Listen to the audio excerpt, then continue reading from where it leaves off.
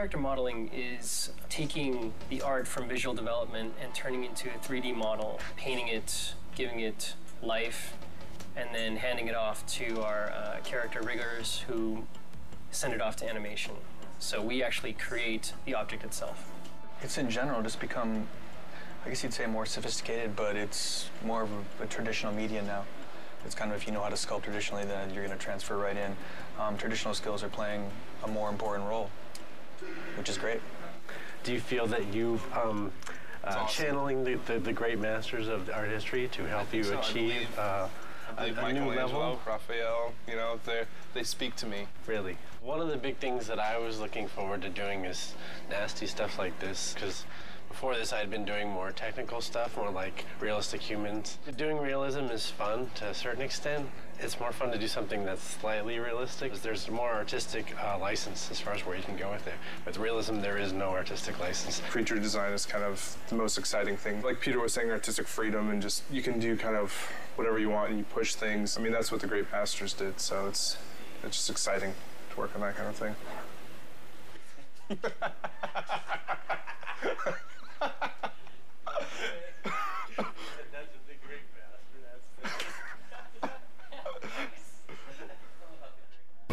Here's my workstation. I have my Cintiq, which is what we use to paint and model. This is the monitor that we can actually draw on, paint on the screen, sculpt in ZBrush, which is very helpful and amazing. And then on the left of me, I have my standard monitor where I usually keep my reference. We're able to give metal a kind of specularity that we couldn't before. Scratches, blood, a real shine and realism that we couldn't deliver on the last project. We are working with a lot more polygons and a lot more textures on our project this time, per object.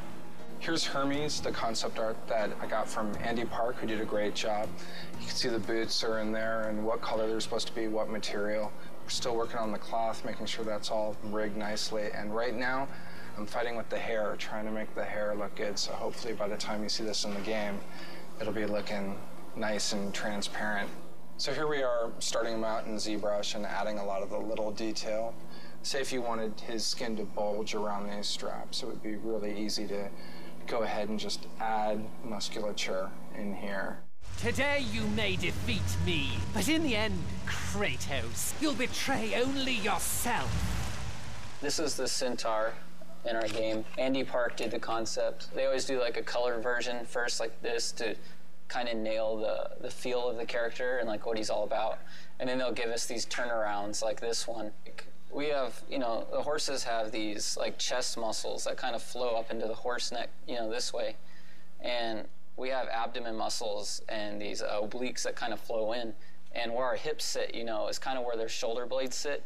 So typically most people draw centaurs. You know, this isn't, I'm not the first one to make one of these things. So, you know, this has been thought about before. But typically, you know, our hips, like where the hips would sit on a human, they put where the shoulder blades would be. It feels kind of like it would work, you know.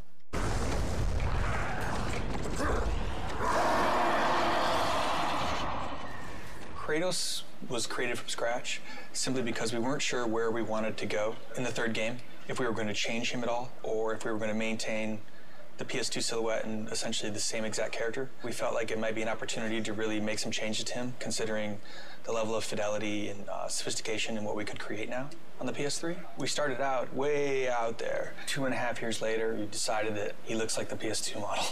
So we're back to where we started, but it's really coming together, and it's right for the game.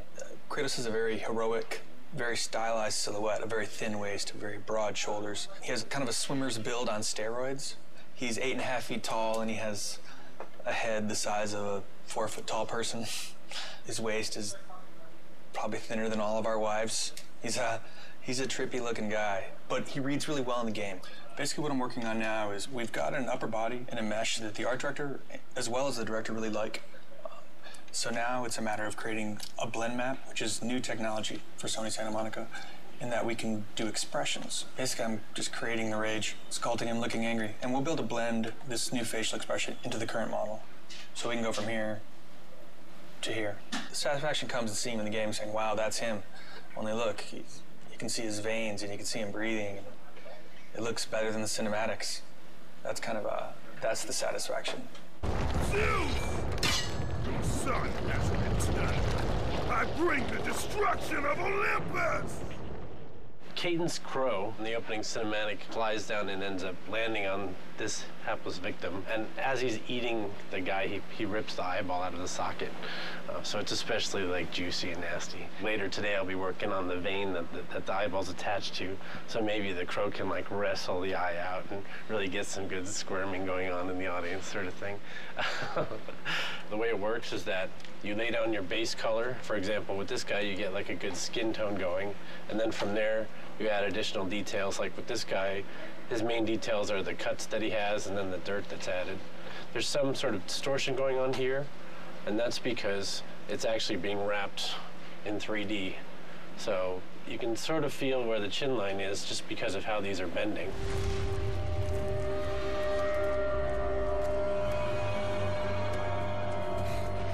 This is Hercules, and he's wearing these cestises, and basically they're like these huge gauntlets. Just trying to get across the fact that he's kind of like this aged warlord. He's not a super fresh young guy, so he's got some fat to him and some history. He's basically Kratos' brother, so a lot of the visual elements that he has, I think, parallel what Kratos wears. The really fun stuff was sculpting his flesh and his muscles and whatnot. Like, this is a final concept image, but we take it a step further and put a level of polish on it that isn't there. Because once it's here, this is a beautiful painting, but once it goes in the game, it needs to be perfect at every angle. Every angle you look at it has to be a great piece of work. So it's you have to go in and you take this and you take everything a step further, and there can't be any mistakes. Call it my 13th and final labor. Soon I will become the god of war and claim the throne for myself.